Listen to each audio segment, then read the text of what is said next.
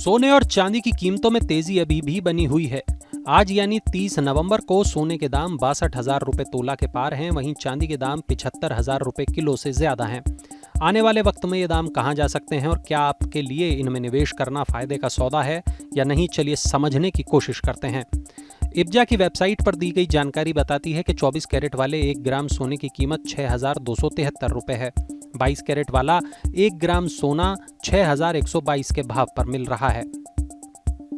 20 carat वाले सोने के दाम 5,583 हैं, 18 कैरेट वाले के दाम 5,081 और 14 कैरेट वाले के दाम 4,046 हैं। वहीं चांदी की कीमतें 75,924 रुपए प्रति किलो पर पहुंच गई हैं। 1 नवंबर को सोने के दाम 60,896 रुपए पर थे, जो अब 62,730 रुपए प्रति 10 ग्राम पर पहुंच गए हैं।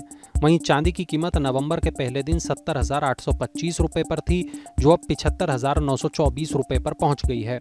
अंतर्राष्ट्रीय और घरेलू बाजार में भी सोने चांदी की कीमतों में तेजी जारी रहने के आसार हैं। ऐसा माना जा रहा है कि शादियों के सीजन के कारण आने वाले दिनों में सोने के दाम और भी बढ़ सकते हैं। HDFC सिक्योरिटीज के कमोडिटी और करेंसी हेड अनुज गुप्ता का भी यही मानना है। चलिए अब ये जानते हैं कि सोना खरीदते हुए किन बातों को ध्यान में रखना चाहिए। पहली बात ये कि हमेशा हॉलमार्क वाला सोना ही खरीदें। दूसरी बात यह कि सोना खरीदने से पहले उसके दाम इब्जा की वेबसाइट या MMTC आदि पर जरूर चेक कर लें। तीसरी बात यह कि सोना खरीदने में कैश पेमेंट ना करें और इसका बिल जरूर लें। चौथी बात यह कि सोने की रीसेल के बारे में भी जरूर जानकारी हासिल कर लें। आपको बता दें कि इंडियन बुलियन ज्वेलर्स एसोसिएशन यानी इब्जा के दामों को देश भर में स्वीकार माना जाता है। सोने और चांदी के रेट रोजाना जारी किए जाते हैं, लेकिन शनिवार और रविवार को ये रेट जारी नहीं होते। साथ ही केंद्र सरकार की ओर से जारी छुट्टियों की लिस्ट के दौरान भी ये दाम जारी नहीं किए जाते। आप अगर सोने के दाम जानना चाहते हैं तो आप 8955664433 पर मिस कॉल दे सकते हैं। कुछ ही देर में SMS के जरिए रेट मिल जाएंगे। इसके अलावा आप इब्जा की वेबसाइट पर भी सोने चांदी के दाम देख सकते हैं। चलिए अब आपको ये बताते हैं कि सोने में कितनी तरह से निवेश किया जा सकता है। पहला तरीका है फिजिकल गोल्ड खरीदना, यानी गहने, गिन्नी, बिस्किट आदि खरीदना। दूसरा तरीका है गोल्ड ETF यानी एक्सचेंज ट्रेडेड फंड।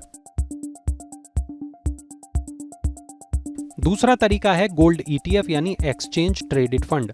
इसके लिए डीमैट अकाउंट होना जरूरी है। इस तरह के सोने को स्टॉक एक्सचेंजों पर खरीदा और बेचा जा सकता है। सोना खरीदने का तीसरा तरीका है डिजिटल गोल्ड का। पेमेंट ऐप्स के जरिए यानी गूगल पे और पेटीएम आदि की मदद से ये सोना खरीदा जा सकता है। 1 रुपए से लेकर जितना चाहे आप सोना खरीद सकते हैं। चौथा तरीका है सॉवरेन गोल्ड बॉन्ड में निवेश करने का। इसके लिए भी डीमैट अकाउंट की जरूरत होती है। वैसे जानकारों का ये मानना है कि सोने के दामों में लगातार तेजी देखी जा रही है। सोना लगातार तेज होता जा रहा है और आने वाले दिनों में इसमें और उछाल दर्ज किया जा सकता है।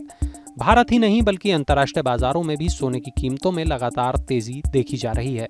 वैसे सोने चांदी के दामों पर आपका क्या मानना है और आपके मुताबिक सोने के दाम कहां पहुंच सकते हैं? कमेंट सेक्शन में हमें जरूर बताएं।